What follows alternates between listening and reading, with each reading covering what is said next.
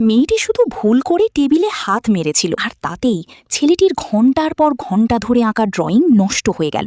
ছেলেটিকে এতটা ভেঙে পড়তে দেখে মেয়েটি তাড়াতাড়ি পেন্সিলের রাবার দিয়ে সেটা ঠিক করার চেষ্টা করলো, কিন্তু উল্টো আরও বেশি খারাপ করে পুরো পেন্টিংটাই নষ্ট করে ফেলল। ছেলেটি সঙ্গে সঙ্গেই রিপোর্টারদের ক্যামেরা বন্ধ করতে বলল এবং রাগে মেয়েটির পেছনে দৌড়ে গেল।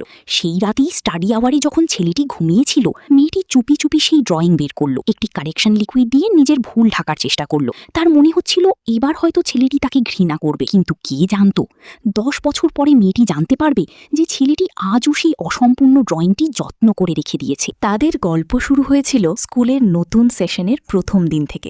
তখন মেয়েটি ছিল স্কুলের সবচেয়ে মেধাবী ছাত্রী। তাকে মঞ্চে বক্তৃতা দেওয়ার জন্য ডাকা হয়েছিল, কিন্তু তার অহংকারী আচরণ দেখে ক্লাসের সবচেয়ে দুর্বল ছাত্র এই ছেলেটি একদমই প্রভাবিত হয়নি।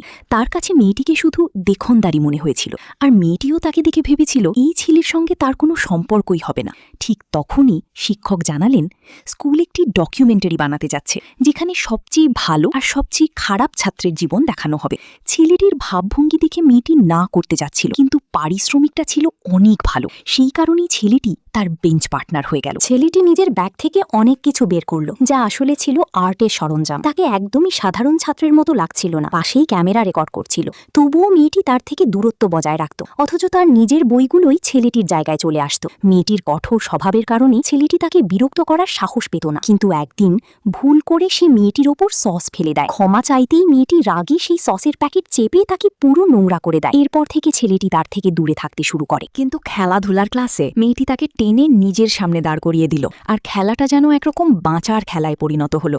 বারবার বল লাগায় ছেলেটি মাথা ঘুরে পড়ার উপক্রম হয়ে গেল। হঠাৎ একটি জোরে ছোড়া বল আসতেই সে নিচু হয়ে যায়, আর বলটি সোজা মেয়েটির কপালে গিয়ে লাগে। মেয়েটির সঙ্গে সঙ্গে মাটিতে পড়ে যায়। ছেলেটির খুব খারাপ লাগে। সে তাড়াতাড়ি হাত বাড়িয়ে তাকে তুলতে যায়, কিন্তু মেয়েটি তার হাত শক্ত করে চেপে ধরে। সেদিনই মেয়েটি দেখে এই ছেলেটি সেই বই পড়ছে যেটি সে নিজে নিতে চেয়েছিল। সে সঙ্গে সঙ্গে বই ফেরত দিতে বলে, কিন্তু ছেলেটি বই বন্ধ করে সেটাকেই বালিশ বানিয়ে ঘুমিয়ে পড়ে। রাগী মেয়েটি বইটি ছিনিয়ে নেয়, যাতে সে নিজেই লাইব্রেরিতে ফেরত দিতে পারে। কিন্তু লাইব্রেরি থেকে বের হওয়ার সময় সে দেখে খারাপ নম্বর পাওয়া এই ছেলেটি স্কুলে সবচেয়ে বেশি বই পড়ে, আর তার জ্ঞান মেয়েটির থেকেও অনেক এগিয়ে।